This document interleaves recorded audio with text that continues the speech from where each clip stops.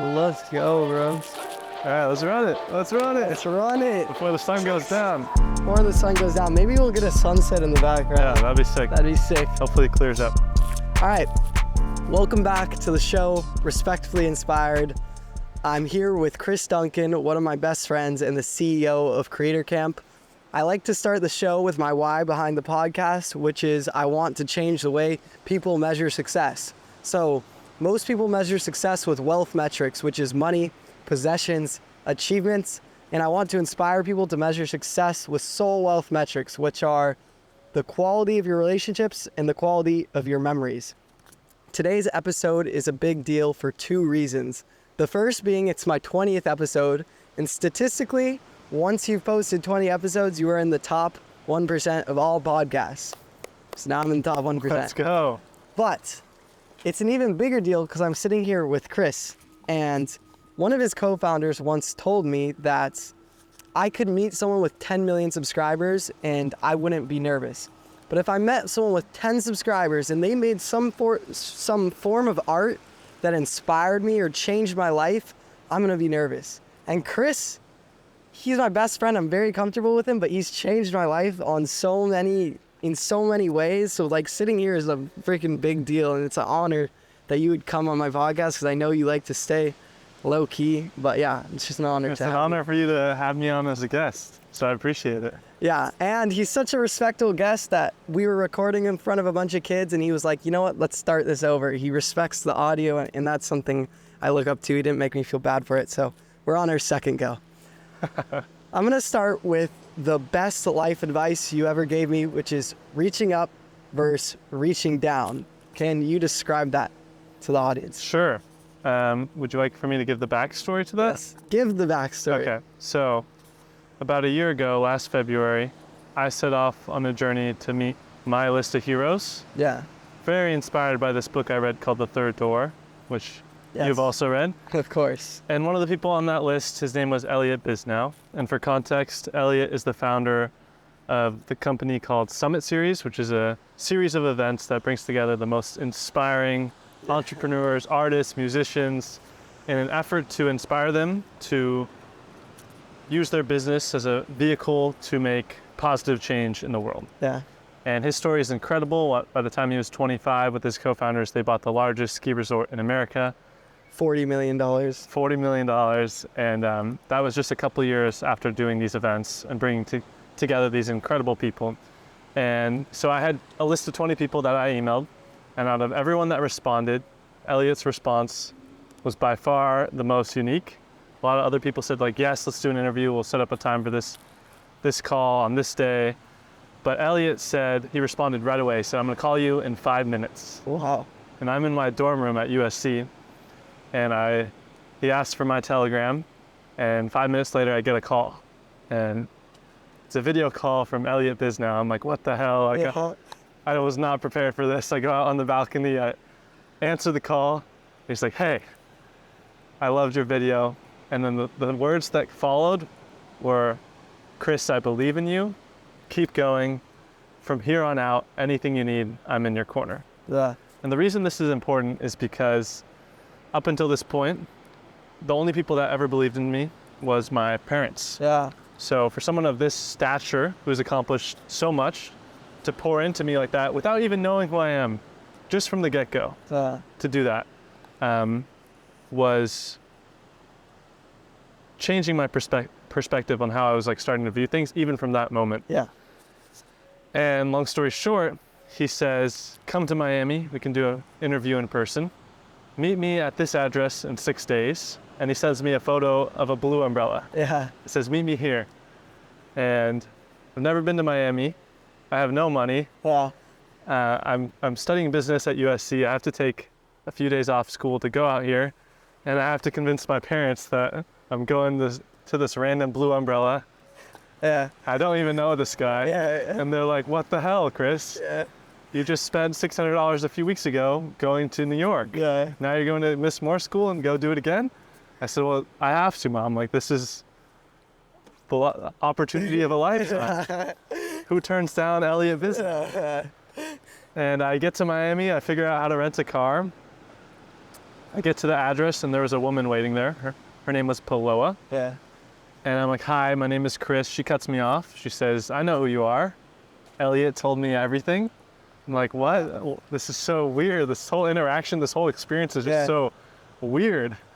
And she's like, come with me. I'm gonna pull up the boat. I'm like, what do you mean the boat? She's like, don't worry about it. I'm grabbing the boat. Like, hop on in. Like, we're going to the island to meet Elliot. And we go to this island, and lo and behold, Elliot is waiting there on a picnic bench. He's been waiting there for me, and we have this fantastic conversation. And at the end of it, he says two things. And you have to understand that this experience was like so impactful, so bizarre, that whatever words come out of his mouth, like to close this whole experience up, are gonna solidify it in me. So he tells me two things. He says, Chris, this experience I just gave you. Actually, he says people are gonna tell you to keep it real. You're gonna meet people all throughout your life that are gonna try to pull you down. They're gonna tell you to keep it real. He says, screw that. You have to keep it surreal. This experience that I just gave you, if you can give it to as many people as possible, you'll be just fine. Second thing he said is, if you can, just how I'm giving to you now, do the same all throughout your life. People are trying to put their hand up, trying to get somewhere, but that's the wrong model. If you put your hand down and just help as many people as you can, but you have to be, it's all about the intention. Like if you're expecting something, it's not gonna happen. So you have to make sure it's genuine. So you put your hand down and just help as many people as you can, just like how he was doing for me. Then everything, the way the world works, it's gonna work out for you, Chris. And those two things like hit me in the heart so hard after that. And I was like so inspired to try and live by those two things afterwards. So immediately after, I took James to New York. I actually had like, I thought of a different situation that correlates to yours. Which is very random, but I think it's a little bit different situation. I think we'll be fine with the audio. It's very random, but it correlates to yours, and it's, and also to elaborate on the idea you're talking about, everyone's reaching up. They want something. I want to collab with a bigger guest, a bigger podcaster, a bigger YouTuber. You wanted to meet Mr. Beast. You wanted to meet Yes Theory and Logan Paul, and everyone's reaching up, trying to find someone that can pull them up. They want to get something. But the most successful people on earth, if you really analyze them, if you look at the biggest YouTubers, the biggest companies, they weren't the biggest companies because they joined someone else who was bigger than them. It was because they reached down and helped people below them, and they made an empire, and they all rise together. That's kind of like what I took away from when you first told me the reaching up versus reaching down. And there's an interesting example that I thought about, which is Scooter Braun, Justin Bieber's manager. He found Justin Bieber on YouTube. Obviously, Justin Bieber went on to be one of the biggest artists in the entire world. And you know what he later did? He went and found Madison Beer on YouTube, and she gave Madison Beer a platform, and Madison Beer is now one of the biggest artists in the world. And I think it's interesting because I don't know why that's the situation I liken to your situation, but it's like Elliot Bisnow reached down and gave Chris this, he flew him out, gave him this surreal experience, and was like, yo, if you can give this to as many people as possible, you'll be fine. And then later on, Chris went and poured into James SEO, James So. He took him to South Africa. And then recently you flew out Issa to New York City, you showed him the world, and through this experience that Elliot passed on to you, you've passed it on to so many people.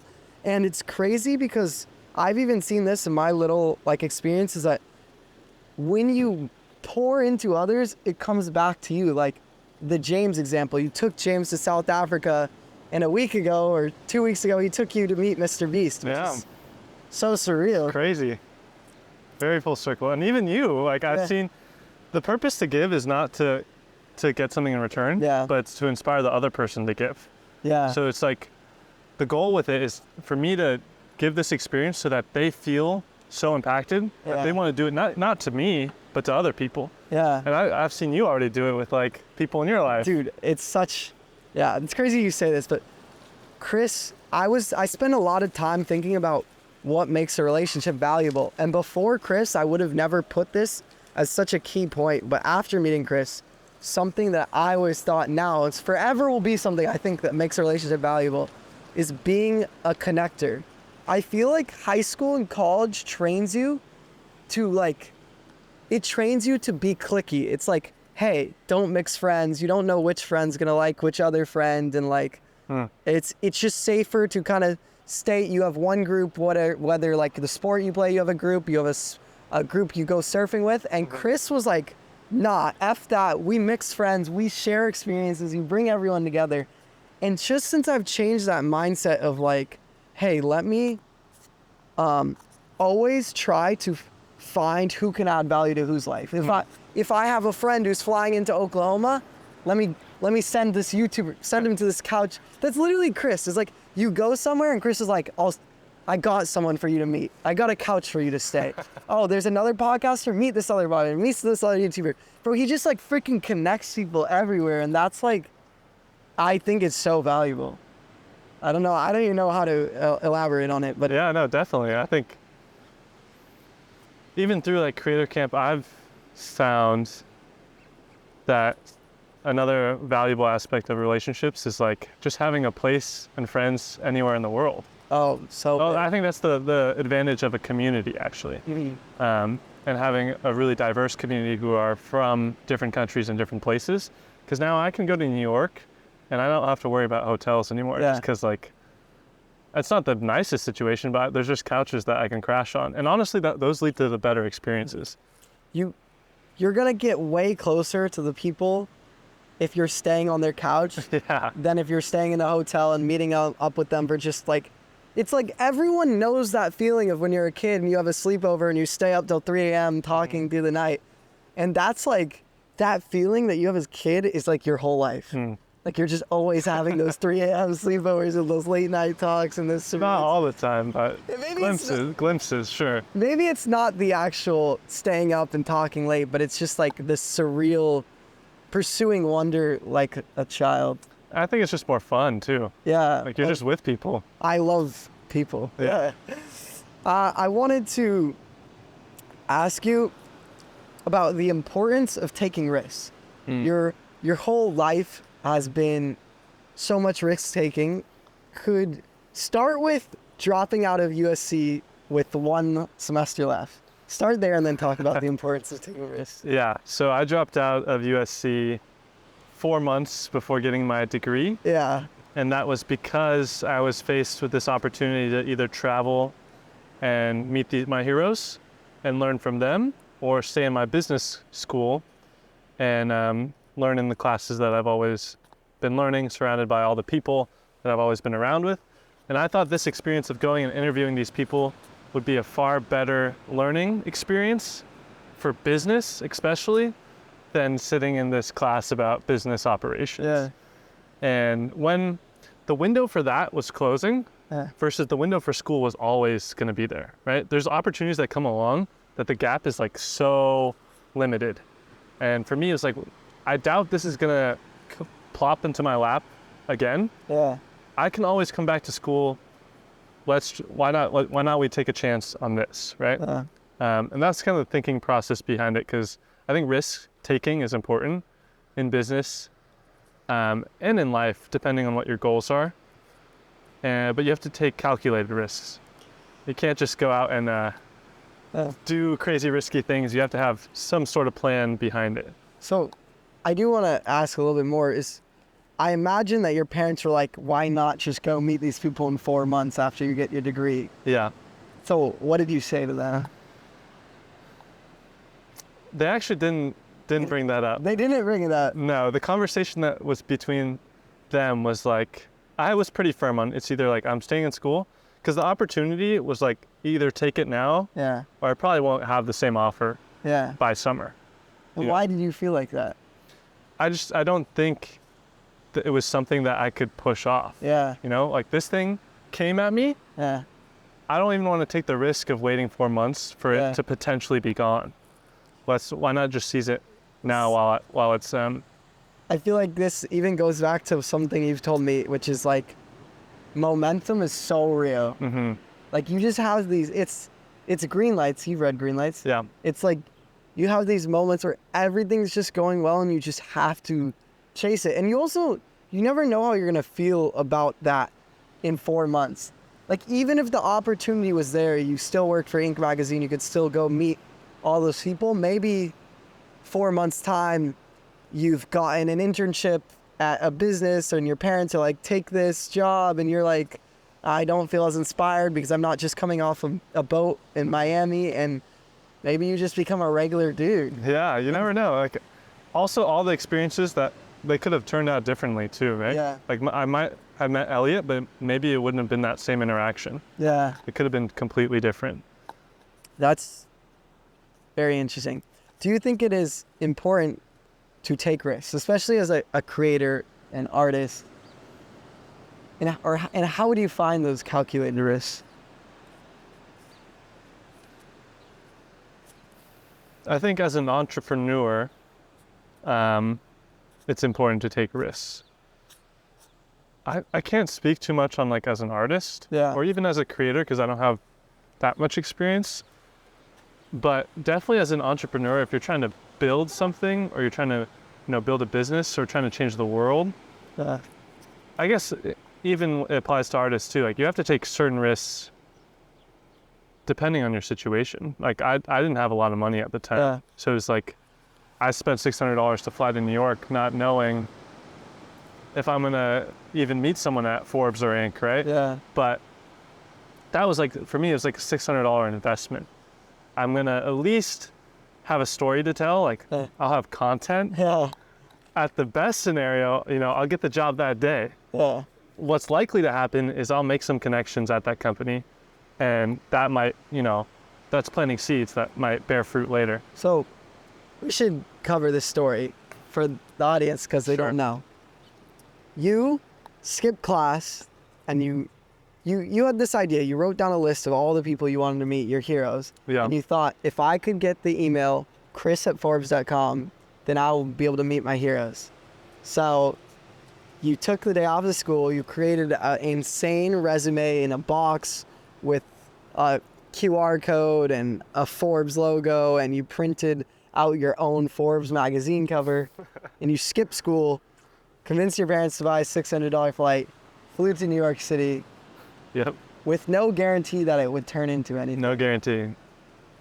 What happened? So my brother and I arrived in New York, and we took a red-eye flight. Yeah. So we got there 6 or 7 in the morning. Yeah. And right from the airport, I'm hugging around this massive Forbes box the whole day, the whole flight. And we get there at 7 in the morning and we drive straight to Forbes' headquarters. So we got there about at 9 in the morning. And this is the middle of the pandemic, so not too many people are in the building. But I walk straight into the front office and there's like a secretary woman. And as I'm walking forward, she sees the Forbes box and she's like shaking her head like, no, you need to leave. Like, this is not allowed. And essentially she kicked me out. Yeah. But while I was in there for a minute, I could see on the side like which floors were which. Yeah. And I saw that Forbes was on the 10th floor. So now I'm outside of the building, but I had gathered some knowledge. Yeah. And I'm like, okay, well, I just spent pretty much my bank account at the time getting here. It's worth another shot, at least, right? So behind the building, there's a delivery room. And it was wide open, and there was a delivery guy there who had his headphones in and like a checkboard. And equipped with my new information and some confidence, I said, hey, I have a package to deliver to the 10th floor, Forbes. And he let me through. I think it was a mixture of the knowledge, the confidence, and that this guy really didn't care. Yeah. Probably the last on the boat. And I go up this sketchy construction elevator. I'm now on the 10th floor of Forbes, and I'm walking around like in the biggest office I've ever been in my life. Yeah. I've never been in an office, really, like an office building. And so the whole thing was new to me. There's no one in there, and I'm like kind of walking around like this, trying not to get caught. And meanwhile, I'm looking for the largest room, because that has to be someone important, like a decision maker. I can't give my box to an intern Yeah. or the secretary. Yeah, Nothing's going to come of that. If I'm going to do this trip, I got to reach the top person. Of course. And so Logical. there's one guy in the entire floor that I could find. His name was Matt Herman. Shout out Matt. And his name was on the door. It's a glass door, and he's on the phone. I knock on the glass. He waves me in, and I said, "Hi, Matt." I showed him the box. I said, I just flew here from California. I would love to help you guys out with your social media. And I pull out the resume. It's a big Forbes poster, like replica, with my silly, stupid face on it. And it says, "Your next hire." And he puts down the phone and he says, "How the fuck did you get into the building?" Yeah. And I'm like, "That doesn't matter. Like, I just want to work with you." And we explained the whole story. And out of it came a good relationship with him. And I had also filmed the whole thing. Yeah. Posted it to TikTok. And immediately, like, I think a few days passed, maybe a few weeks. And Inc. magazine, arguably the second most, prestigious business magazine, had reached out saying, like, "We saw your Forbes video. If they don't want to hire you right now, like, we'll give you the same opportunity and you'll have full creative freedom and blah, blah, blah, blah." And I'm like, okay, well, this is exactly what I'm looking for. Yeah. And so I went with them. And yeah, that's the story. Wow. And then you used Chris at Inc. magazine to go and meet all your heroes. Yeah. And kind of the thinking behind that was that, like, all these people at the highest schools, like USC, Harvard, I think they're all the same level of, like, competence. Yeah. The people that attend. The only difference is the branding of the school, right? So I USC agree. and, like, Harvard, they just carry so much weight because they're names. Yeah. But the people that attend are pretty much the same level, in my opinion. I agree. And my thoughts were like, how could I get the same credibility as Harvard without having to pay 60, 70,000, right? What does that look like? And if you think in those ways, I think there's, like, a lot of different ways. Like a brilliant way to think. Even just that concept of, like, knowing, like, oh, Chris at gmail.com is going to get 0 opens. Yeah. But Chris at Forbes.com, my heroes are going to be opening that. And that's so brilliant. And the part I really like about the story is that you didn't really elaborate it, but you kind of failed the first mission. Like, Forbes didn't, they kind of left you hanging. Yeah. They were nice, you made some connections, but it didn't really go anywhere. But it's almost like how you said, like, when you want something, the universe, like, conspires to give it to you. It's like, Absolutely. It's like, it just found you. Like, Inc. magazine was like, they just, like, slid into your DMs after seeing the video, and it wasn't even your idea, but I think that's such a key. There's so many things in life where you pursue something, and if you give it your all, maybe it doesn't work out, but it's like the first step in something else working out. Definitely. Like, it might not work out exactly how you planned, but if you're chasing something like that and you're putting yourself towards it and you're open to other stuff, I think, you start to attract those things too. I would go as far to say it almost never works out exactly how you planned. Yeah, I think so as well. But I'm sure you wouldn't change a thing that it was. No. Absolutely. So this leads into, so you go on, you meet Elliot. We're kind of jumping over your whole life. You meet Elliot. You've now met Mr. Beast. You've been in rooms with Dan Mace, with CEOs, co-founders. You've talked to the head of Spotify, Polaroid. But I can't even name all the important people you've talked to. Mm-hmm. These important people talk to hundreds of people every single day, and there's no possible way they can remember every person they meet or remember all the interactions you have. But for some reason, Creator Camp has taken off and everyone remembers you. How do you make your interactions rememberable? And how do you not come off as a fan and you come off as a valuable business partner to these people that you meet? Well, great question. That's, like, something I think about a lot. Yeah, it's really important for your business. Yeah, and it's like, how can I be intentional about making sure I stand out from this person, from all the people that this person meets? How can I be the one that they think about, right? And I think it just comes down to doing things differently and even being a little weird, like just how, like, Elliot told you the story. Please tell this story, because I was thinking about this when I asked. So we're on the boat, and you're at a Summit Series event on a cruise ship. with Elliot Bisnow. Yeah, so I got invited to Summit at Sea, which is Summit's like flagship event. Yeah. They bring 2,000 people onto this cruise ship, and everyone is incredible. They handpick almost everybody, and all the conversations you have are amazing. And the whole time I'm trying to get time with Elliot to talk to him. Yeah. And I probably saw him 10 times, and out of those 10 times, like 9 of them were under 60 seconds. Yeah. And every time there was some interaction he was doing that I was just watching, and it was just so interesting to watch. And first one is I'm talking to someone just like I'm talking to you. Yeah. And Elliot comes walking up, and he's like, "Hey, Chris." He's like, "Who are you talking to?" And then I go to introduce the guy, and the guy goes to introduce himself to Elliot, and Elliot's like, "Stop! Put your hand up like this." It makes the guy put his hand up, saying, "Now bring it in slowly."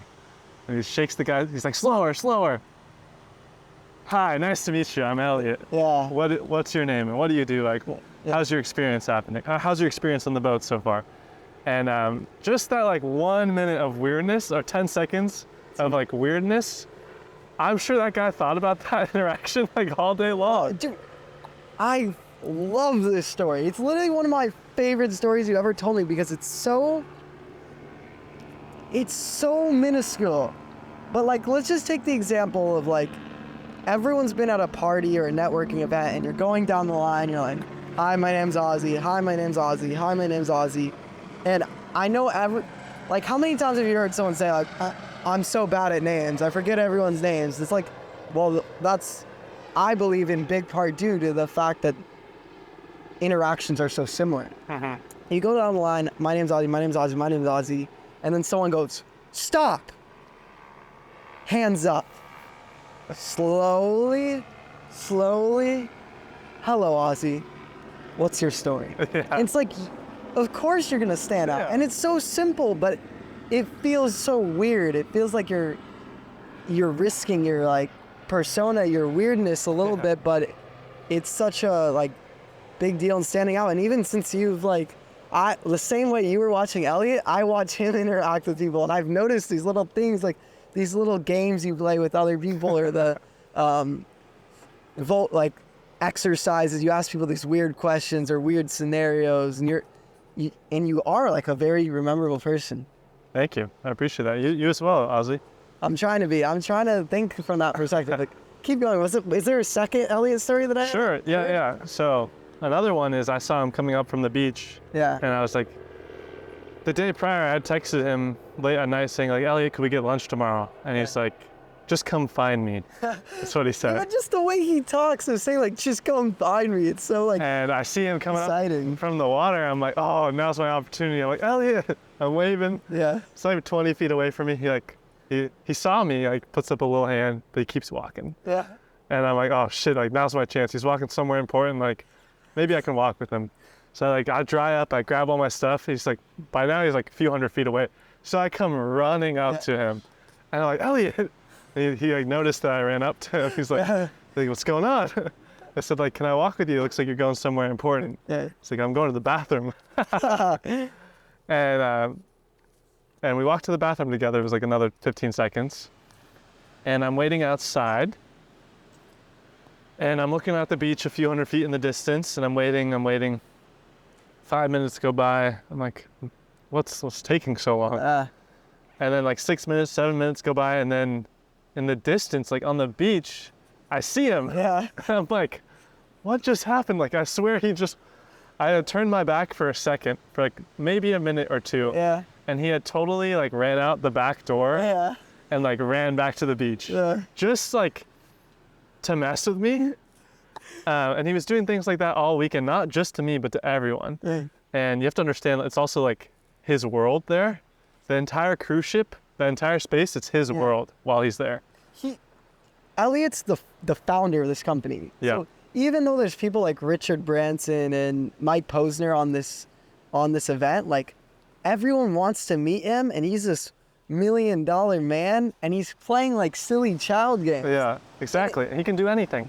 And it sounds unprofessional, but the truth is, it's by being professional. And this is not an argument against being professional, but it's saying that by acting the same way everyone else does, And by doing the same thing everyone else does, by following standard operating procedures, you don't stand out. And he's like a child. Like, he just runs around and does what he thinks is fun, and like, therefore he's like making everyone else have fun, and he's making everyone remember him. And it's something I really admire. Yeah, but back to your main question about how do you do that to people. Great question. I don't think it always works, but you can definitely be intentional about it. Like, some things I'll do are like, if I go to dinner with, I think serendipity is huge. Like, if you can bring other people, like, hey, after dinner, how about we go do this? Or how can we do a dinner party and start inviting other people that I know and just like blending worlds? I might be stupid, but what does the word serendipity mean? Serendipity means just like things happening out of like saying yes to things. Ah, you know? okay. So it's like more things start to connect, and then like you went on this serendipitous adventure. Yeah. Or you connected with this person that you didn't expect to connect with, and it was very serendipitous. Oh. So it's like, how can you, maybe I'll go to dinner with someone, and then I'll try and invite other people to a dinner party after. Yeah. People from all different backgrounds. And then it's also like, if I can create that environment, then the work isn't so heavily put on me, but just the experience itself will be so memorable, and it'll be attached to me because I helped initiate it. The other thing is like, I did this recently in New York. I paid for the bill, said I was gonna go to the bathroom. I paid for the bill and then ran out the back. And then That's so good. 20, 30 minutes go by and they're like, why is he in the bathroom so long? Why did he take his headphones to the bathroom? And then they realized like the bill's been paid. Like, I'm nowhere near them. I'm 10 miles away, 15 miles away. But then that's like something that sticks. Dude, that's so memorable. Yeah. And I mean, this is what we were talking about at the beginning. You're such a connector. You're not only a connector of people. Like, Chris is always, in that story, I feel like you made it sound kind of random in the sense that like, and you do random events where you bring people together, but he's also very intentional with who he connects. Like, there's been moments where like you've put people in my life where you knew I wanted to do a road trip across America. And you knew this kid in Oklahoma wanted to do a road trip across America, and you said, yo, meet. And it's a very intentional, like, you know that he would add value to my life. And I think that's such like a trait that makes you such a valuable friendship to everyone. And then the more you build, say Chris introduces me to someone who wants to do a road trip, well then, if he ever needs a favor from me or from Tanner in Oklahoma, then it's like he's already done something by giving us this relationship, and now we can help him out. And you're like a tree, and every time you help someone, you build a branch. Yeah, you've analyzed me so well. Yeah, you build a branch, and then they help someone, they build a branch, and it all goes back to, I have friends that don't know Chris, they don't know Creator Camp, they're not creators, they're not influencers in any way, but they know Chris because I talk about Chris. So that whole tree concept really roots back to the idea behind Creator Camp too. It's like this ripple effect, right? This is something I was trying to talk to Elliot about, like, are you aware of this? He's like, yeah, but I just don't think about it because I just try to have fun. Yeah. But I'm pretty aware of it. And for me, it's like, I'm noticing these things that you're talking about, and I'm aware of it. And at Creator Camp, it's like that is happening, but on a larger scale. Just because there's 100 people there or 80 people there, but also because these people are posting videos and inspiring their audiences. So it's like, if this tree roots from a good place, right? And you can like branch off hope and like good things into people, then I just think it like over time as the tree branches out, it'll just be like this beacon of goodness. That's like the vision that I have for the Creator Camp community and for like how I want it to spread. Like, that's the whole goal, is like, how can we inspire these people to tell better stories too? And like tell stories that are going to mean something and inspire their audience. Because even if it's just 1%, like over 10 years, all those kids watching, growing up, like even if they don't realize it subconsciously about the stories they're intaking, maybe it changes their behavior in one little way, or maybe they do something nice for their friend. But over like millions of people are watching over 10 years. Just imagine. Dude, and well, this is crazy that you bring this up, because ever since the TikTok algorithm birthed and you no longer, it's not that it's not a slow haul, but a lot of people have the opportunity to quick success. They can run in a restaurant and yell something dumb and post it on TikTok and get 2 million views and be known tomorrow. now the algorithm, not only for TikTok, but for Instagram and YouTube, it's all about click-through rate and having these grandiose ideas and these bright thumbnails. And I would argue that overall it's a negative thing. I would say that our culture is really contributing to ADHD in the sense that it's so like stimulating. It's so much popping text, and like you see those TikToks where it's a podcast clip. It's something that's supposed to be slow, and on the bottom half of the screen it's GTA, and then there's red text and green text, and it moves and shakes, and it's like all I can think is like, dude, this is just how can I serve ADHD on a plate to millions of people? That's what I really think of it. And the reason I love Creator Camp is that you guys are so keen on authentic storytelling in a world that feels so like fake and money driven and view focused. And I want to ask you, how you guys have this hashtag that you create under YouTube New Wave. What is YouTube New Wave to you, and like how do you see it moving forward? That's a really great question.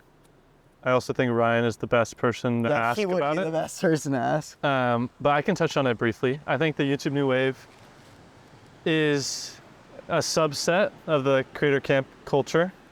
It's one subset. And similar to like, there's art movements throughout history, like the French New Wave. Ryan told me about this. This was back in history. You can look at it. And it was this change in how art, it shifted. And even on YouTube, there has been periods of time where the content is majority one type of way. For example, 2016 to 2018 was like, or 2015 to 2018 was like the vlog era. Everyone is daily vlogging. 2018 till kind of current existing time has been like this spectacle-based content, very Mr. Beast inspired. Because he's seen so much success in like click-through and in engagement and views that everyone wants to copy that. But that doesn't mean that his formula is the only way, But everyone just thinks that it is. So that is dominating currently. Go ahead. I guess I was just going to touch on the fact that a lot of people, and this is almost reaching up versus reaching down, is that a lot of people just want to emulate what works instead of taking that extra effort to try to find their own way that works, which is kind of what I think you guys are pushing with the YouTube New Wave. I think so. I think it's just a push for more meaningful, story-driven content online. And that can take a lot of different forms. And again, I think Ryan, he's really, really knowledgeable on this stuff. So when you interview him, you can ask him. Yeah, he'll be better. Okay, but going back to the concept of the tree. Sure. Wait, what was I going to say? You can take a second to remember. Sure.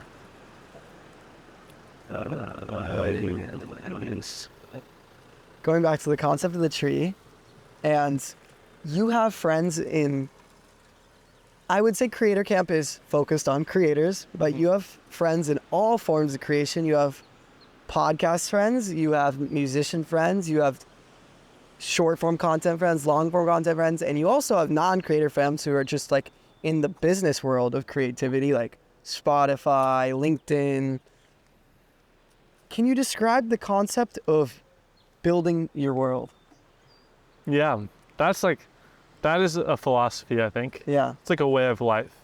And that was introduced to me by Ryan, who, once he explained it to me, he explained it, but then I saw it in his life, and it clicked. It made a lot of sense. And I think I had already been doing it, but wasn't really aware of it until I had met Ryan and he had talked to me about it. But building your world is essentially like designing your life in the way that you want to, from like how you dress to what you work on, who you interact with, like all these things, a lot of things are within your control. And if you can design them to make it like how you want, so it's the most fun. And a good example, like for me, is like the job I had didn't exist, so I just made it. And it's, for me, other people outside see it as work, but for me, it's like full of my passion. So I'm able to work like 80 hours a week, not always, but I'm just able to work on it more because it really doesn't feel like work to me. It's like fun and exciting. And you know, you can build that out of thin air, I think, a lot of times. Even you with the podcast, right? There's two things I will say about this. I'll touch on the first thing you said is, I'm not going to go too far into it, but I got really sick earlier this year. I had an infection in my kidney, and I'd always heard this idea of people that give you energy and people that take away energy. And I've always heard work that gives you energy, work that takes away energy. Mm-hmm. But I think that I was raised with such good discipline that I almost like never took in this concept. Like I could just work and do it all. Like I could just freaking David Goggins freaking get it done, shut it down. And when I got sick, I couldn't. Like I just lost all my motivation. I lost my discipline. I felt like brain fog. I can't do work. I really felt like I couldn't do it. I started posting YouTube videos like once every 3 months, and I chalked it up to myself being like a Ryan Ing, but I was not producing Ryan Ing content. Like I was not a 3-month worthy content person. I'm a vlogger who should be posting once a week. And I was like, why can't I like work? Like I feel like I'm a fraud. I'm pursuing this creator field. I'm pursuing creator camp, and I'm not even creating.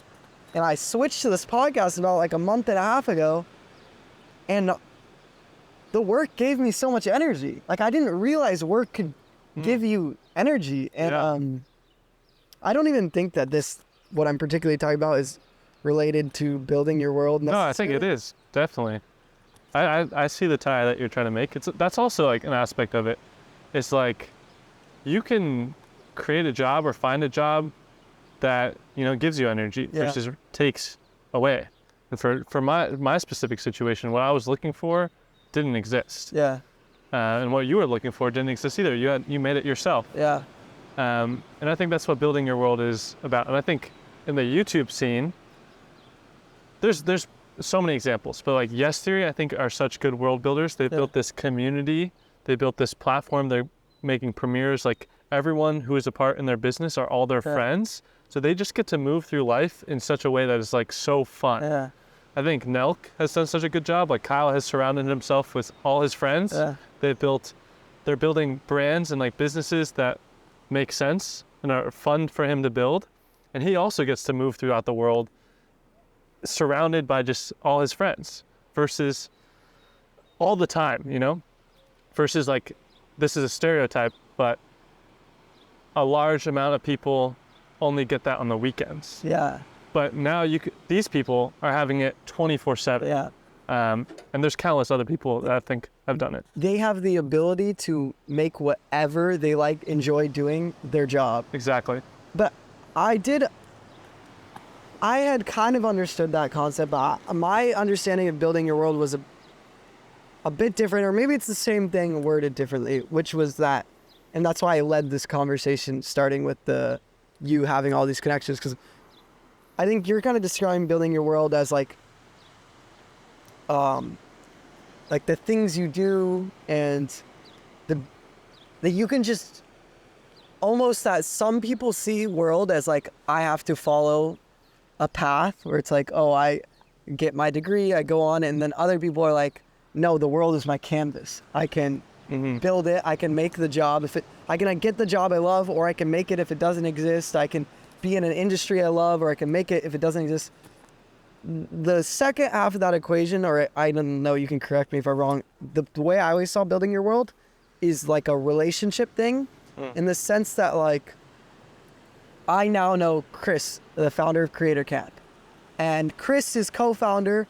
One of them lives in San Francisco. One of them lives in New York. One of them lives in Minnesota, I want to say. I could be wrong. And now I can fly to any of those places, and maybe I have a place to stay because I know you. And it's like, well, I studied abroad in Spain, so now I have friends I can stay with in Spain. It's like taking the extra effort to meet people in every single, not only in different industries, but in different locations and different places. And that the more you pour into other people and pour into relationships, the train's about to cross by.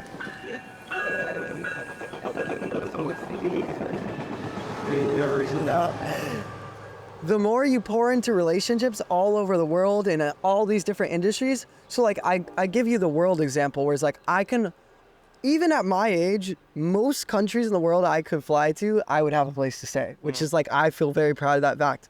But I feel like then there's a business side of it where it's like, well, maybe Chris wants to make his own journal and he has a friend that publishes journals, or maybe he wants to make his own podcast and he can come to me or Danny and I can be like, yo, this is exactly how you do it because you've poured into me. Or maybe you want to make your own drink and you know John Shahidi from Nelk and you're like, yo, how do I make my own drink? Sure. And it's like, that's like the build.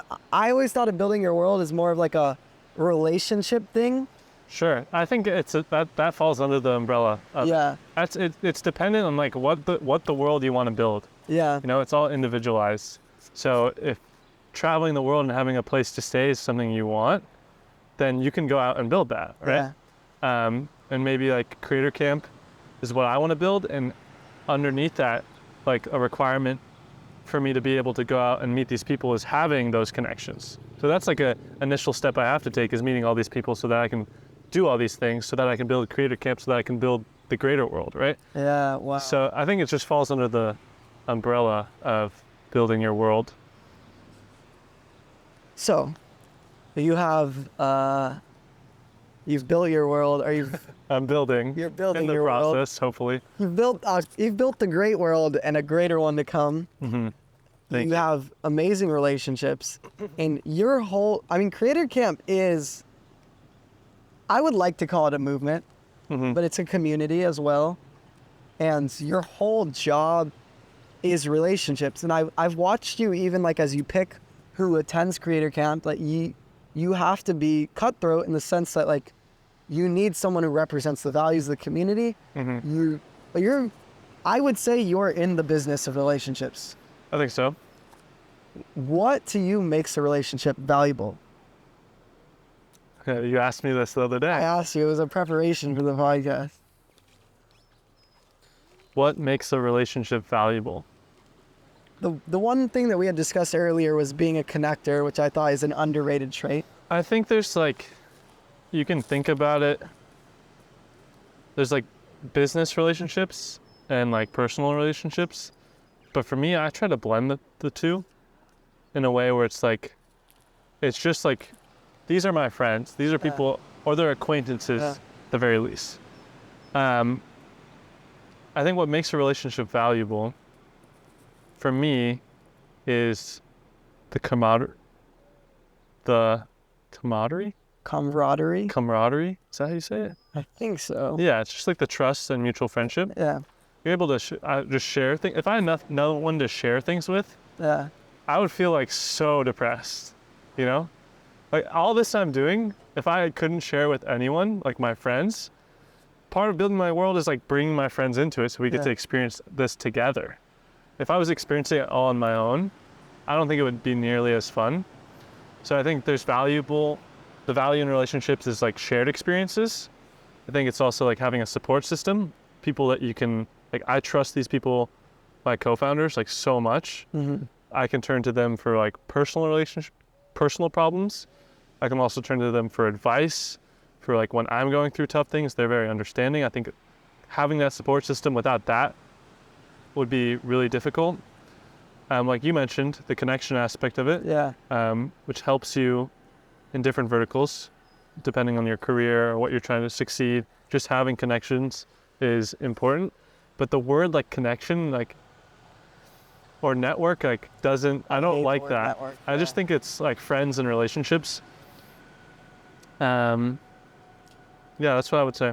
It's funny because I've like hyper-analyzed Chris because I look up to him so much. I've hyper-analyzed Chris, and I look at you as the person in my life who has like knows how to find quality relationships, valuable relationships the best. And I came out with my own 3-point format. Let's hear it. So I'm going to share it for the audience, which is number one is quality of conversation.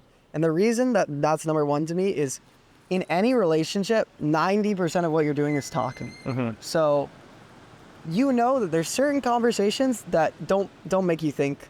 And I always go back to the quote, small minds talk about people, medium minds talk about things, great minds talk about ideas. And we've all sat around with a group of friends and you start gossiping, or you're talking about Becky who got pregnant from high school or whatever, and you might laugh in the moment, but then you go home and it doesn't sit with you. You don't. Sure.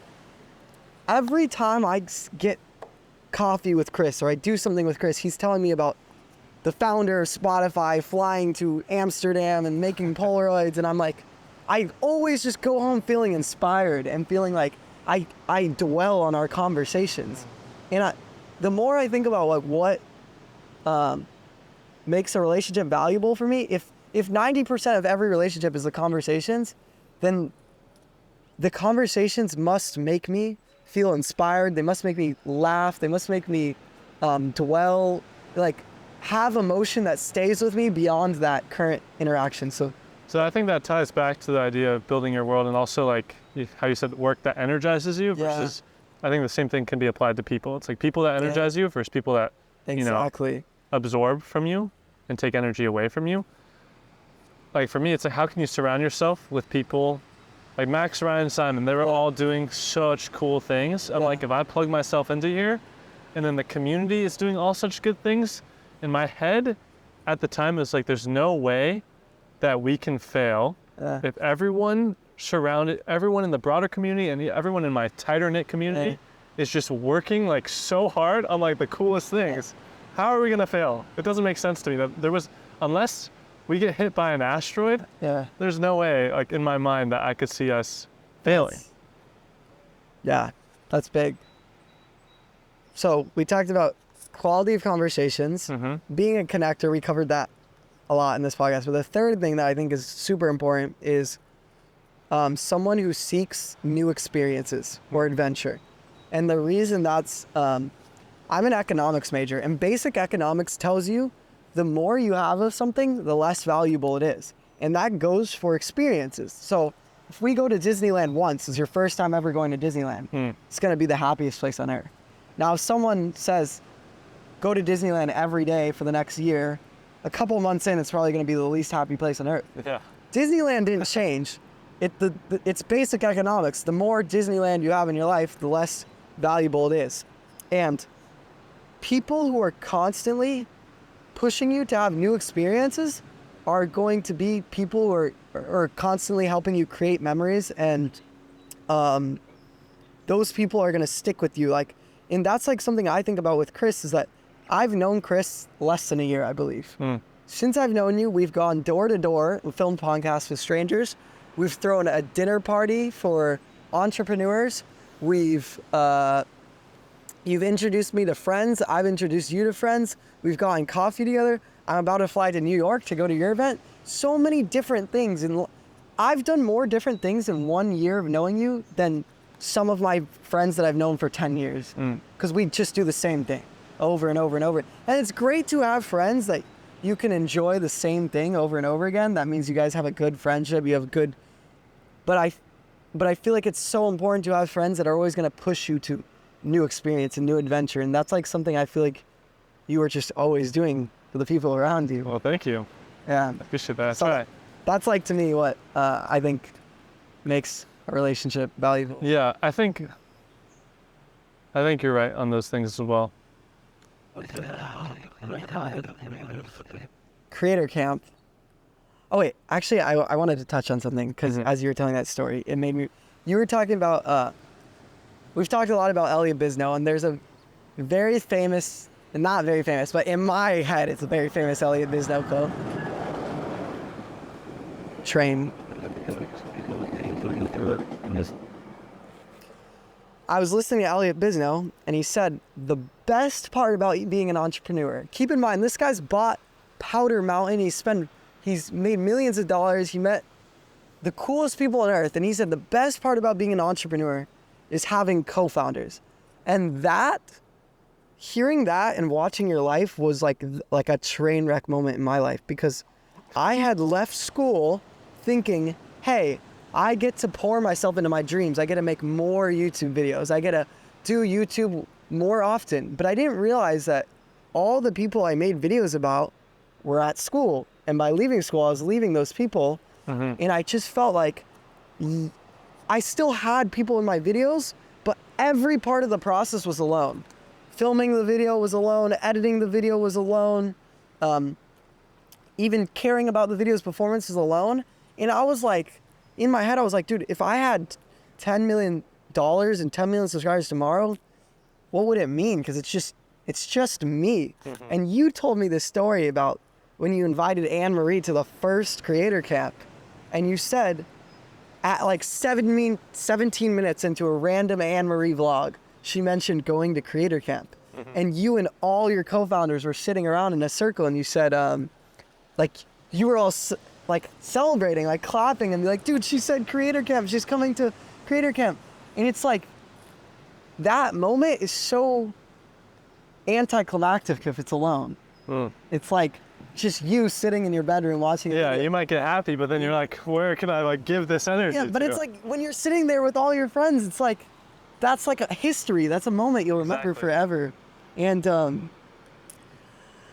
yeah, I mean, that like always really, really stuck with me. And so I was like, dude, it's even why I switched to the podcast, is that at the very least, if my podcast team never grows, at the very least, then I'm always having a conversation with someone. Yeah. And so it's like, That's just great. a way to share the moment. Like now I'm sharing my work with you for an hour rather than filming a video alone. Like, Yeah. And that's just so much better than to me. You're building your world. And you did talk about mixing business relationships and personal relationships. And Creator Camp, like you said in your recent video, it's like I'm building a company with my 4 best friends. Yeah. So many people say, don't start a company with your friends, or don't mix business and personal. Why do you go against the grain? And you do? That's a good question. I have heard a lot of people say, don't mix business and friends.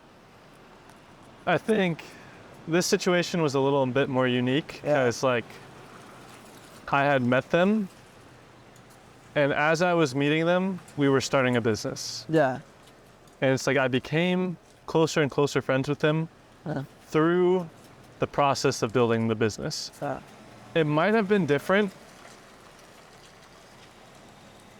It might have been slightly different if I had chosen to go out and start a business with already existing friends. Yeah. But I don't know, because I've never done that either, so I can't speak on that too much. But what I do know is that there is a right way to do it. And like we have very strict boundaries with how we communicate to each other, how we're talking. We're also each other's support system. And like just how we handle things, I think has been very mature in the fact that like we're constantly checking in on each other. Mm-hmm. You know, we've talked to each other on how we can communicate to each other, because sometimes I don't want to like nag Max, like you got to do this, you got to do this. I don't want to like keep nagging him. But he'll tell me like, Chris, sometimes I need it. Like I actually appreciate it if you do that. And now I have like permission. Yeah. So I'll be like, Max, you got to do this thing, have it done by Wednesday. And we just have like a very transparent relationship. So transparency and setting boundaries. Absolutely. I think though, what I would go back to, this is very much wealth or soul wealth, is that people will say, don't mix friends and business because your friends might not be as focused, or like if you're focusing on business. But my issue with it, and I hope this is a unique perspective, is that in that situation, what you're optimizing for is wealth metrics. You're saying, I'm willing to sacrifice working with people that I love at the highest level because I want to hit milestones and make money and have achievements. But to me, it's like, even if you pick someone who's worse to start a company, or you pick and I do think it's important. You want to succeed, you want to make a living. But I think it's like, even if Creator Camp hadn't taken off how it had, you would still be sitting around with some of your best friends having a great time planning the next event. Mm-hmm. And that's like, I always talk about this idea of being successful before you hit post and after you hit post. It's like a lot of people click that post button on their podcast or on their video or whatever, and they're waiting to find out if they're successful. They're like, hey, once I figure out how much money this video makes, I'll decide if I'm successful. Once I find out how much views or likes this video makes, I'll decide if I'm successful. Once I find out how my parents take it and my friends take it, I'll decide if I'm successful. Yeah. And I'm trying to change that. The second you hit post, you should know if you're successful, because did you enjoy the process? Yeah, exactly. Does it align with your values? Did it make you feel something?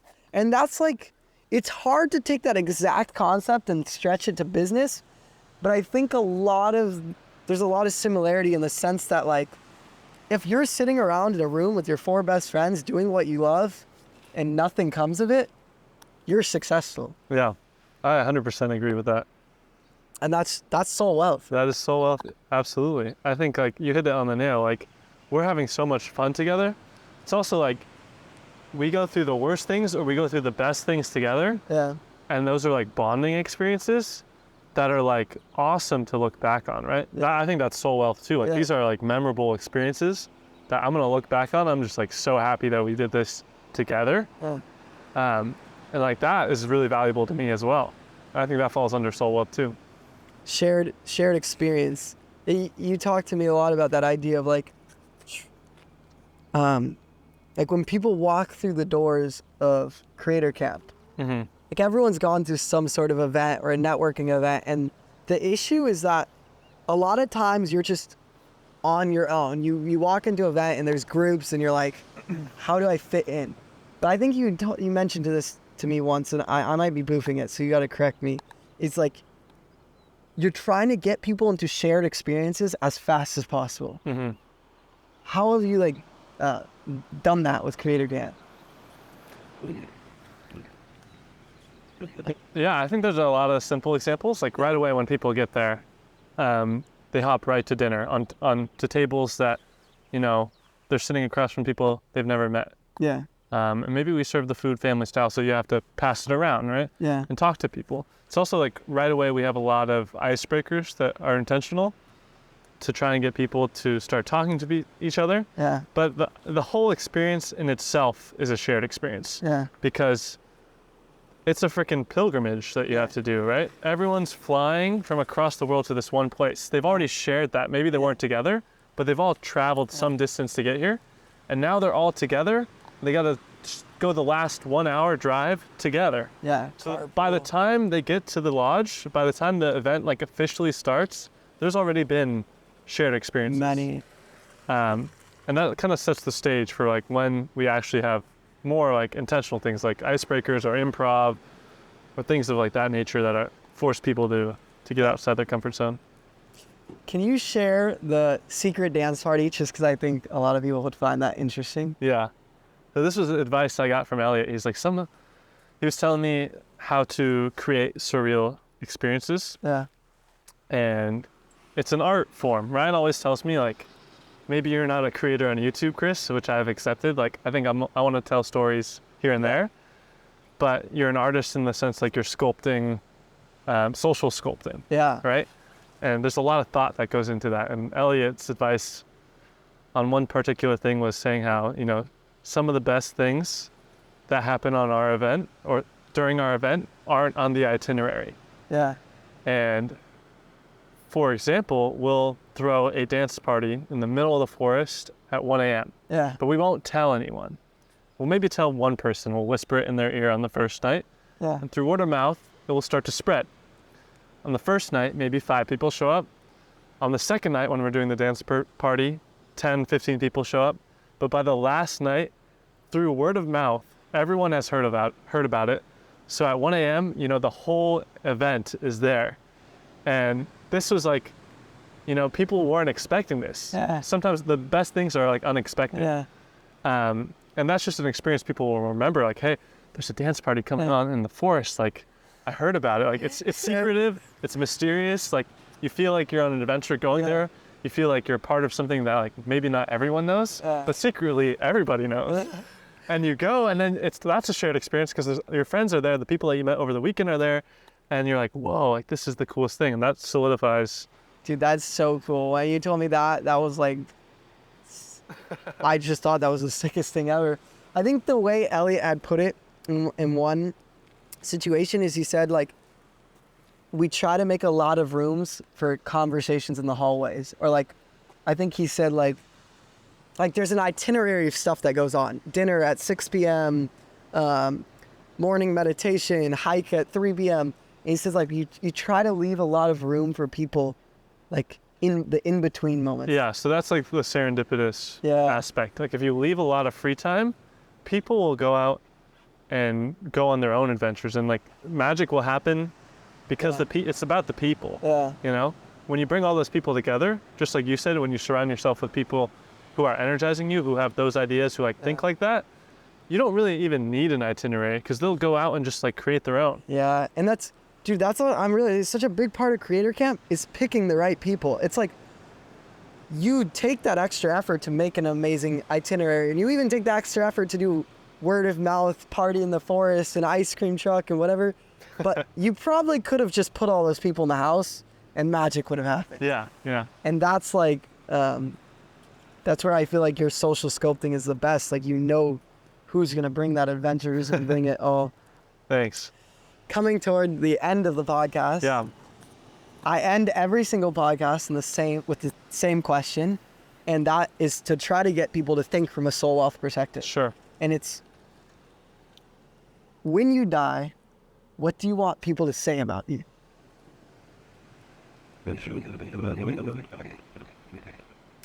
So, and I think while you're thinking, I'll fill in some of this space, I think it's interesting because a lot of people want to achieve these grand things. They go, I'm just going to give you an example. Maybe it's like, I want Creator Camp to be worldwide, or I want to make $10 million, or live in my dream house, or subscribers.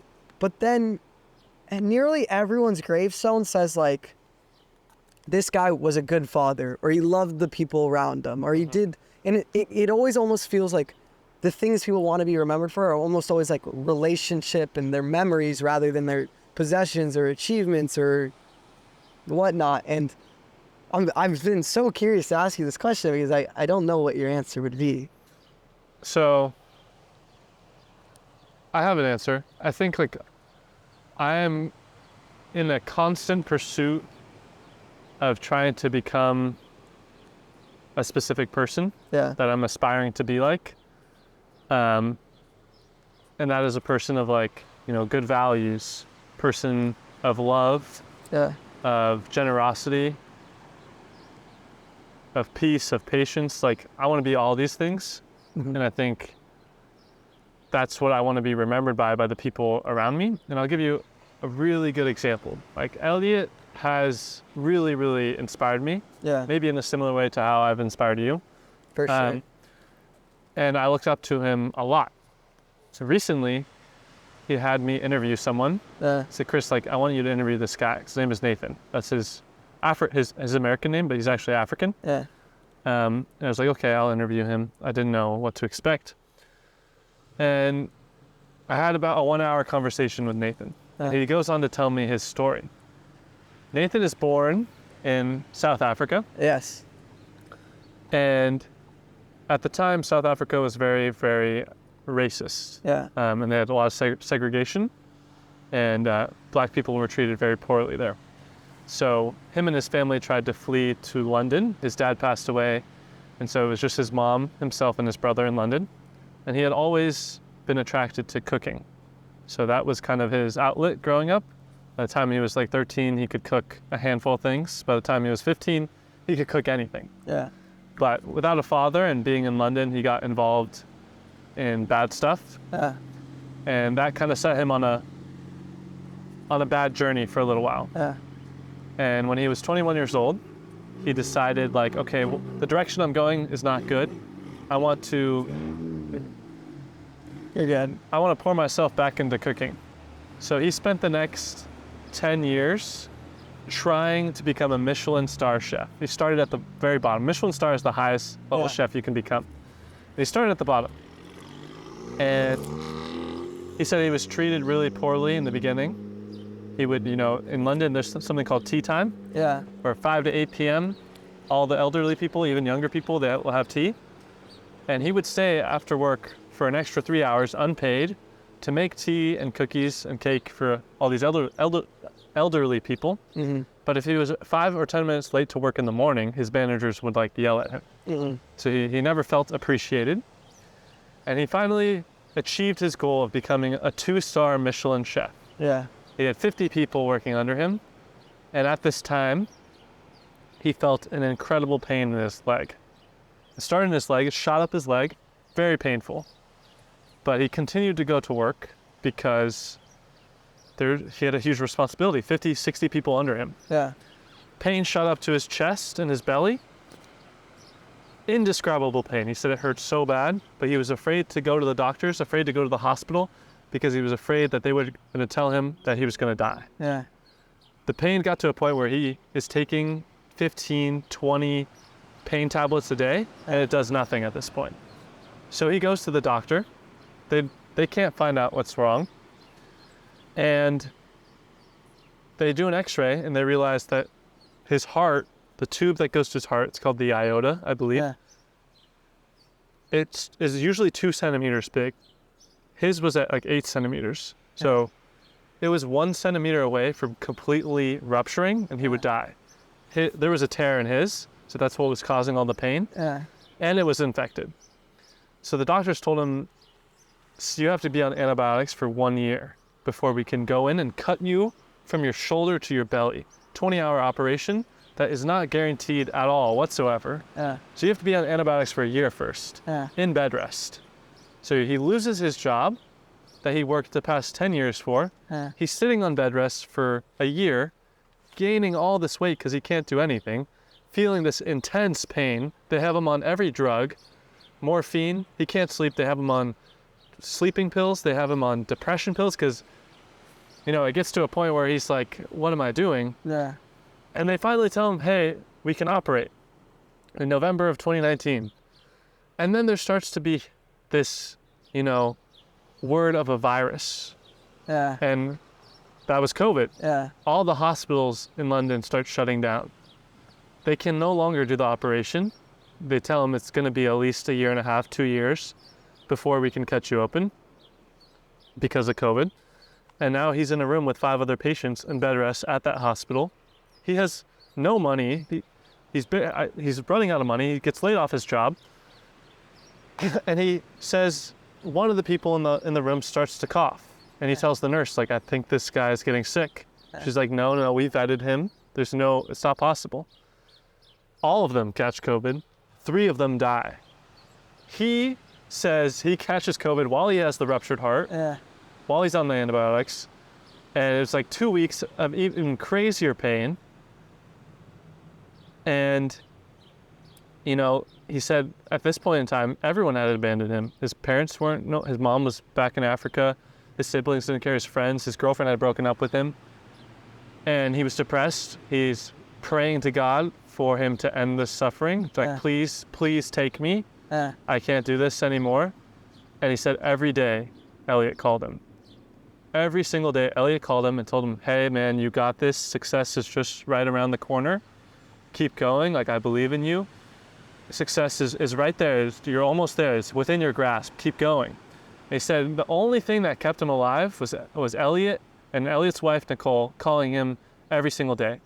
And Elliot would send him videos. Elliot would get, Mike Postner to send a video hey, you're doing this. Keep going. Elliot paid for his hospital bills, got him up into this apartment after they did the surgery. And it was healing time for him. And so he started learning about herbs and what foods heal you.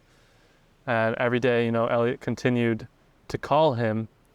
And that's what I want to be like, someone who is like that. That's what I'm aspiring to be, a person like that, because, and Elliot doesn't even tell anyone about these things.